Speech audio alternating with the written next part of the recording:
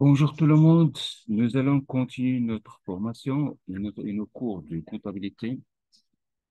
Nous allons nous allons commencer aujourd'hui le chapitre 1, le bilan, après avoir vu sur deux vidéos précédentes le chapitre préliminaire. Je tiens à signaler encore une fois que cette série de cours est établis par le professeur Ahmad Brian, auquel je profite de cette occasion pour lui présenter mes salutations.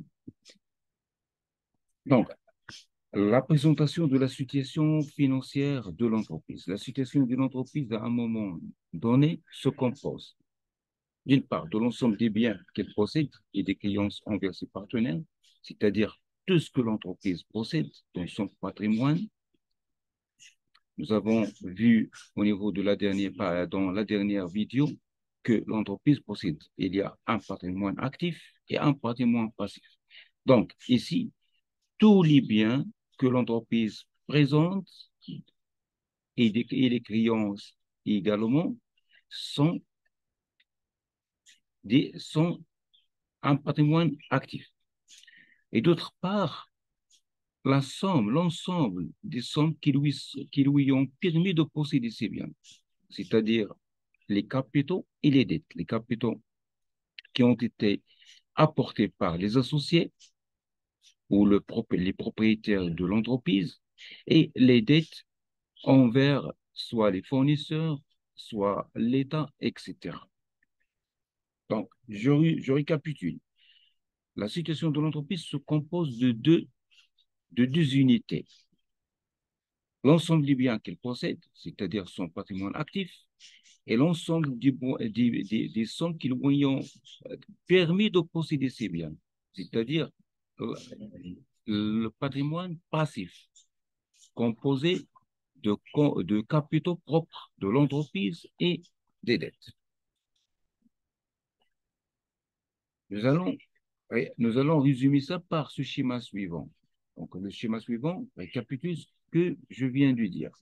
Donc, il y a ici la situation de l'entreprise qui est composée de deux volets. Il y a les biens possédés par l'entreprise, pardon, et les moyens qui permettent à l'entreprise de posséder ces biens. Donc ici, les biens qui sont possédés par l'entreprise, ce sont des acquisitions de biens durables comme les machines, les voitures, etc.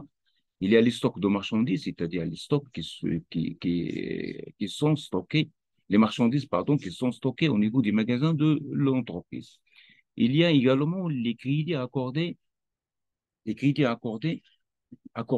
aux clients. Ils font partie aussi du patrimoine de l'entreprise parce qu'à un moment donné, ils vont être récupérés par l'entreprise.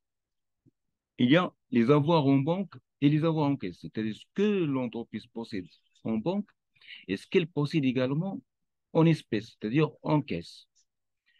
Donc, tout ceci, c'est un patrimoine actif qui est possédé par l'entreprise et on l'appelle les emplois. On appelle ceci les emplois de ressources.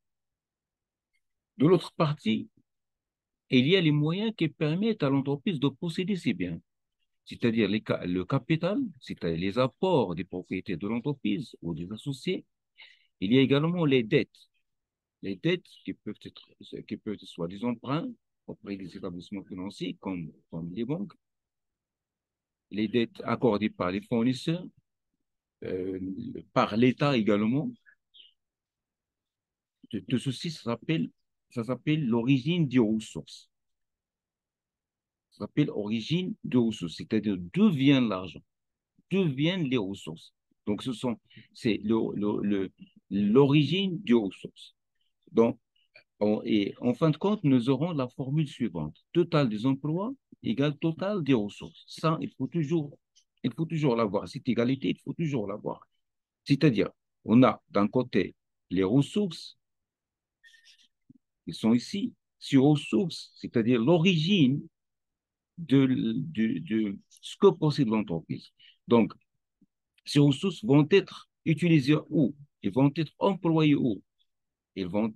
C'est pour cela que ça s'appelle des emplois. Ils vont être employés dans l'achat de biens que l'entreprise possède. Donc, le patrimoine actif ici, et ici le patrimoine passif.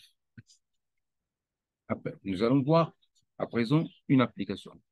M. Hamid dispose d'une somme de 150 000 dirhams et décide le 30 septembre de créer un commerce de fruits et légumes. Les 150 000 dirhams constituent l'apport qu'elle met à la disposition de son entreprise. C'est-à-dire, Hamid apporte 150 000 dirhams. Et il a dans sa poche 150 000 dirhams. Dans sa poche sur son compte bancaire, il a 150 000 dirhams. Donc, c'est ce qu'il apporte à l'entreprise. Mais cette somme, elle est insuffisante pour que Hamid commence son activité. C'est pour cela qu'elle a emprunté, en plus des 150 000 dirhams, 30 000 dirhams de son ami Ali. Elle est partie chez son ami Ali. Il lui demande de lui emprunter 30 000 dirhams, en plus des 150 000 dirhams qu'il a déjà. Donc, en fin de compte, il aura au total 180 000 dirhams, c'est-à-dire les 30 000, les 150 000 dirhams qu'il possède, lui, qu'il possède comme argent, soit dans sa poche ou au niveau de son compte bancaire, et plus les 30 000 dirhams qu'il a empruntés de son ami. Donc, au total, c'est 180 000 dirhams. Avec ces 180 000 dirhams, il a acheté un local pour l'exercice de son activité. Donc, il a acheté un local à 100 000 dirhams. Combien il lui reste? Il lui reste 80 000 dirhams. Et là, il a acheté également une balance de 12 000 dirhams, une balance électronique, 12 000 dirhams. Puis un présentoir, 29 000 dirhams, là où il va présenter ses fruits et légumes. Donc, 29 000 dirhams. Après ses achats, il reste 39 000 dirhams. Donc, ses achats, donc il a acheté 100 000 dirhams, plus 12 000 dirhams, excusez-moi, je vais utiliser ma calculatrice et vous faites de même de votre côté. Donc, on a 100 000 dirhams pour l'achat du local, plus 12 000 dirhams pour l'achat d'une balance électronique, plus 29 000 dirhams pour l'achat du présentoir. Donc, c'est au total 141 000 dirhams. Alors que lui, il a au total 180 000 dirhams. Donc, 180 000 dirhams moins 141 000 dirhams, ça fait 39 000 dirhams. Donc, il lui reste 39 000 dirhams. Il a donc déposé 36 000 dirhams au niveau de la banque et 3 000 dirhams à la caisse. Voilà.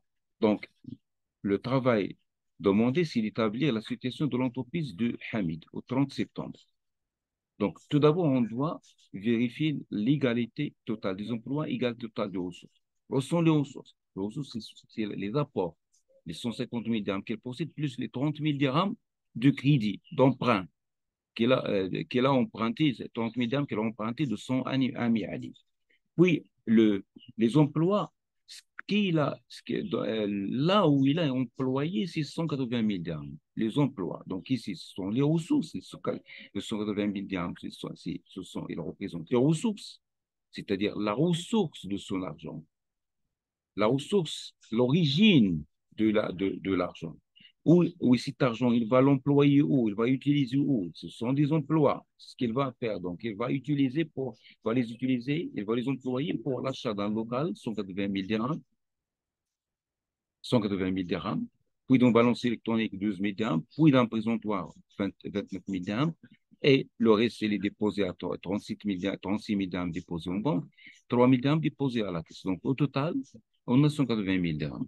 Ici, les apports, c'est le capital, 180 000 dirhams, plus l'emprunt, l'argent qu'elle a emprunté de son ami Ali, 30 000 dirhams. Donc, le total, c'est 180 000 dirhams. Donc, là, la formule, elle est vérifiée. L'égalité est vérifiée. L'égalité entre les ressources et les emplois. Donc, en comptabilité, la situation financière d'une entreprise à une date donnée est représentée par ce qu'on appelle un bilan. Donc, cette situation que nous venons de présenter ici, ça représente un bilan de l'entreprise. Donc, les emplois et les ressources. Les ressources, l'origine de son argent, oui, où cet argent est employé. Donc, les ressources s'inscrivent à droite et constituent ce qu'on appelle le passif. Donc, comme vous pouvez le voir ici, donc les ressources, c'est toujours à droite. Il représente le passif. Et les emplois, ils sont inscrits à gauche du bilan. Ils représentent ce qu'on appelle l'actif du bilan. Voilà, donc nous avons à présent connu c'est quoi le bilan. Donc, et le bilan est constitué de deux parties. Et la partie à droite, qui représente les ressources, c'est-à-dire le passif, et la partie à gauche qui représente les emplois là où les ressources sont employées, c'est-à-dire l'actif de l'entreprise, ce que possède l'entreprise. Donc, le bilan est un document comptable. Premier état de synthèse prévu par le Code général de normalisation comptable. Vous vous rappelez du Code général de normalisation comptable que nous avons vu au premier chapitre préliminaire. Donc, au chapitre préliminaire. Donc, ça dit comment chaque entreprise est obligée de l'établir au moins une fois. C'est une obligation légale, c'est une obligation fiscale. Chaque entreprise doit établir un bilan au moins une fois par an. Pourquoi au moins? Parce que l'entreprise peut établir des bilans trimestriels ou semestriels selon ses besoins. Mais ce n'est pas obligé. C'est pas obligé. Par contre, il est obligé d'établir un bilan une fois par an pour le déposer aux impôts. Ce bilan, il reflète le patrimoine et la situation financière de l'entreprise à une date donnée. Il résume ce que possède l'entreprise, c'est-à-dire les emplois et ces emplois, leur origine, c'est-à-dire d'où viennent ces emplois. Ils viennent de ressources. Donc, le bilan représente à la fois les emplois et les ressources.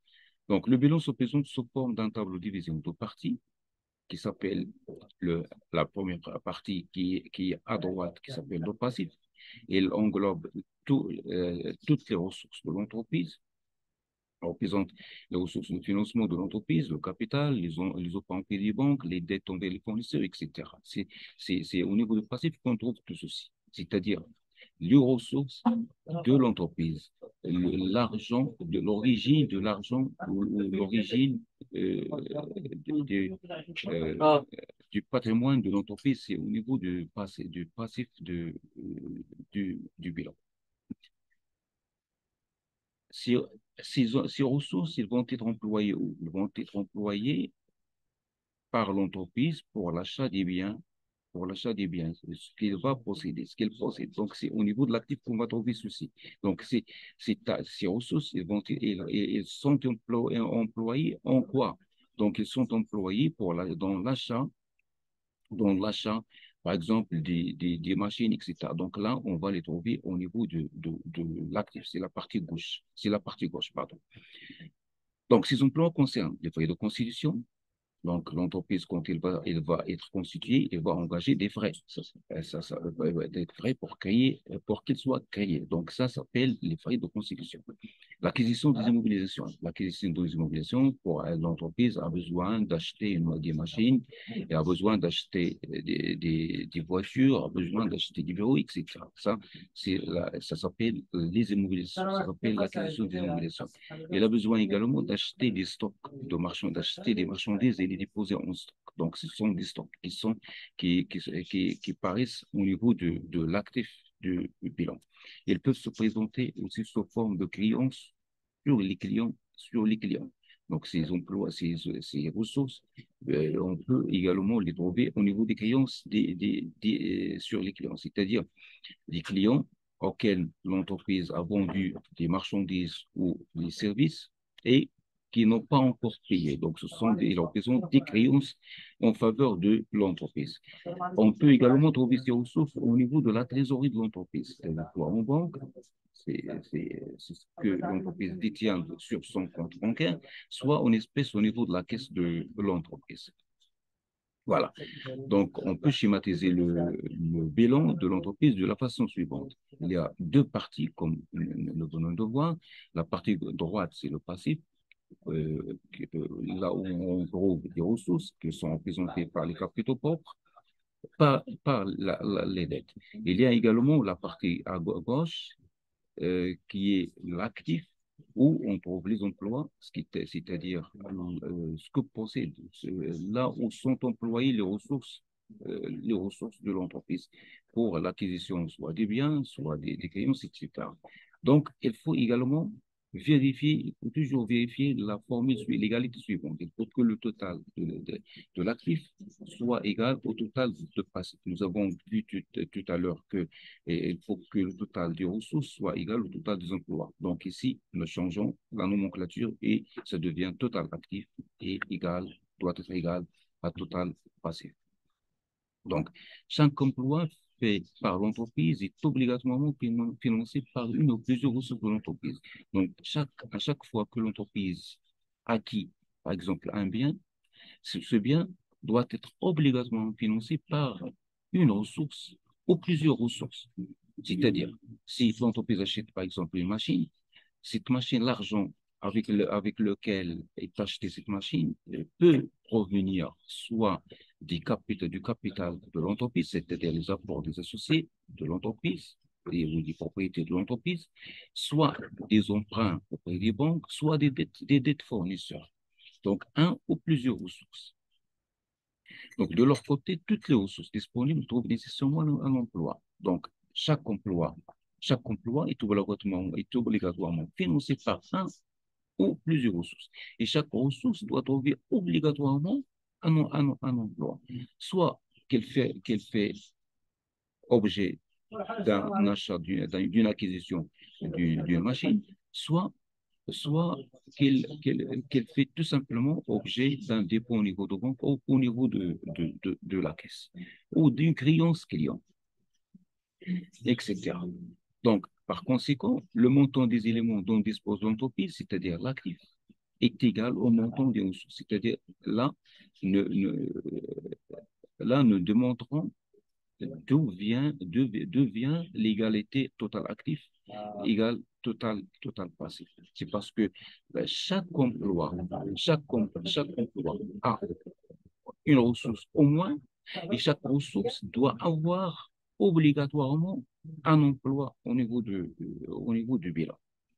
C'est pour cela que nous devons avoir l'égalité totale active égale total passif. Donc, au niveau du bilan, il faut toujours vérifier cette égalité. Si vous avez un bilan devant vous et cette égalité n'est pas respectée, ça veut dire que le bilan présente des anomalies. Donc, ça, c'est obligatoirement, cette condition doit être vérifiée.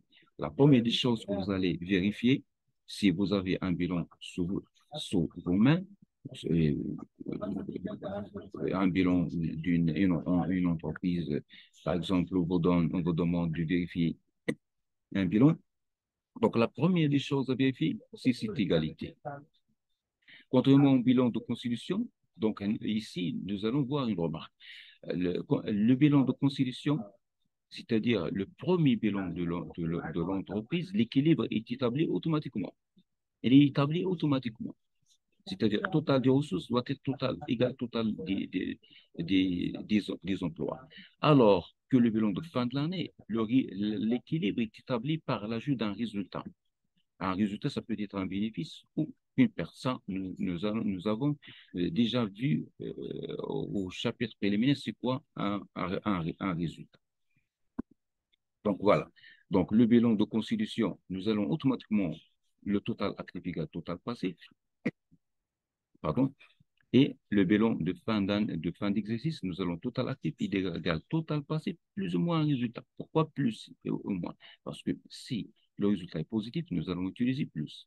Et si le résultat est négatif, c'est-à-dire en cas de déficit, nous allons utiliser moins. Voilà. Donc, si le total actif est supérieur au total passif, là, le résultat est positif. Si au contraire, le total actif est inférieur au total passif. Donc ici, il y a une erreur. Si le total actif est inférieur au total passif, donc ici, le résultat est négatif. Donc c'est une perte. Donc ici, c'est le total actif est supérieur au total passif, donc c'est un résultat positif.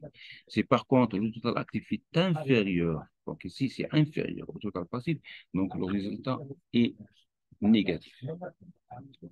Exemple, le 1-1 2019, pour créer son entreprise, l'entrepreneur Rachid apporte. Donc, Rachid, il veut créer une entreprise. Donc, et au 1-1, c'était le début de l'année, début de l'exercice 2019. Donc, il apporte un capital de 800 000 dirhams et il a emprunté une somme de 200 000 dirhams. Donc, au total, 800 000 plus 200 000, ça fait 1 million de dirhams. Donc, il a utilisé cet argent pour l'acquisition d'un fonds commercial, 300 000 dirhams, l'acquisition d'un local, 350 000 dirhams, l'acquisition d'un mobilier de bureau, 50 000 dirhams, l'acquisition du matériel de construction, 20 000 dirhams, constitution d'un stock de marchandises, 160 000 dirhams, et il a déposé en banque 20 000 dirhams. Donc, au 31-12-2019, les éléments du bilan de l'entreprise Rachid sont les suivants. Donc, capital 800 000 dirhams, il a déjà le capital, c'est 800 000 dirhams qu'il a déjà utilisé à la création de l'entreprise. Mais ici, nous avons 180 000 dirhams, alors que lui, il a emprunté 200 000 dirhams. Donc, pourquoi ça? Pourquoi s'il est devenu 180 000? Tout simplement parce que il a remboursé 20 000 dirhams.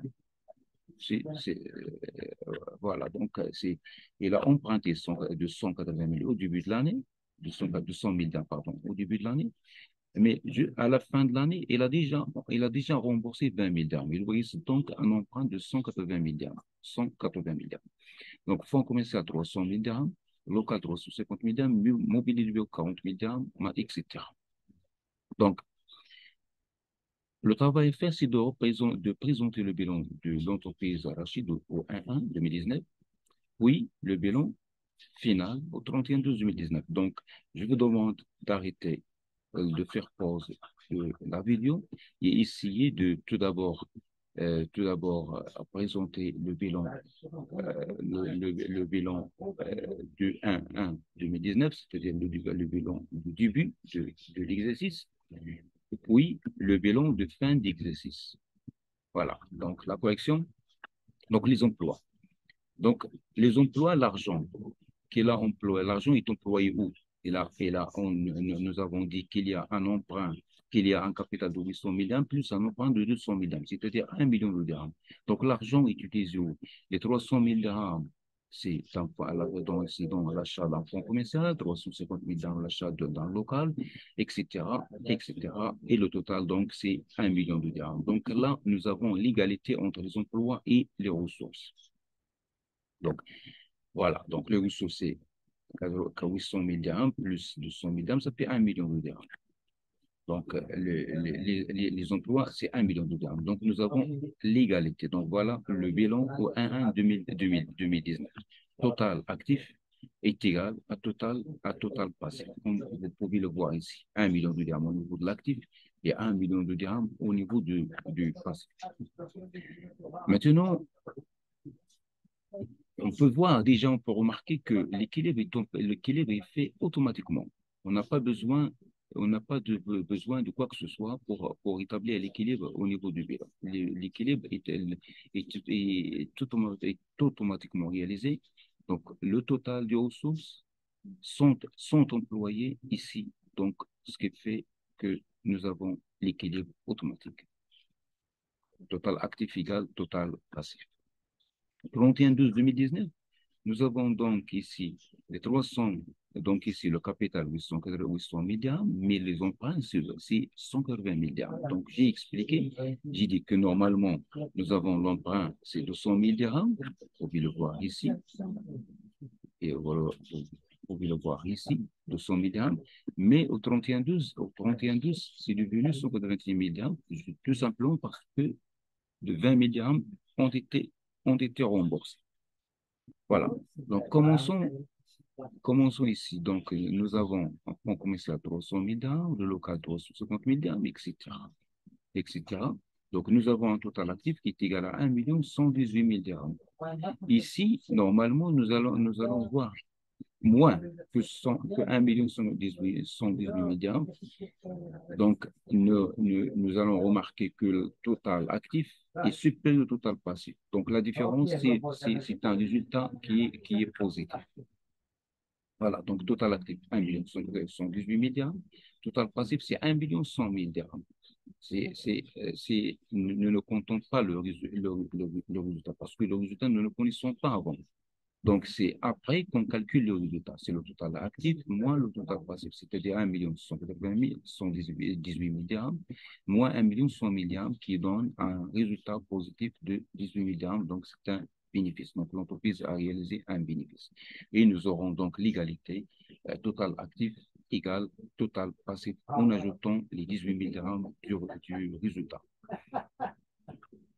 Voilà, donc le bilan de fin d'exercice n'est équilibré que grâce au résultat réalisé, qui peut être soit un bénéfice ou soit une perte. Voilà, donc sur ce, notre vidéo touche à sa fin et à la prochaine vidéo sur laquelle nous allons voir la présentation et les classes, la présentation du bilan et les classes du bilan. Merci pour votre attention et à la prochaine vidéo.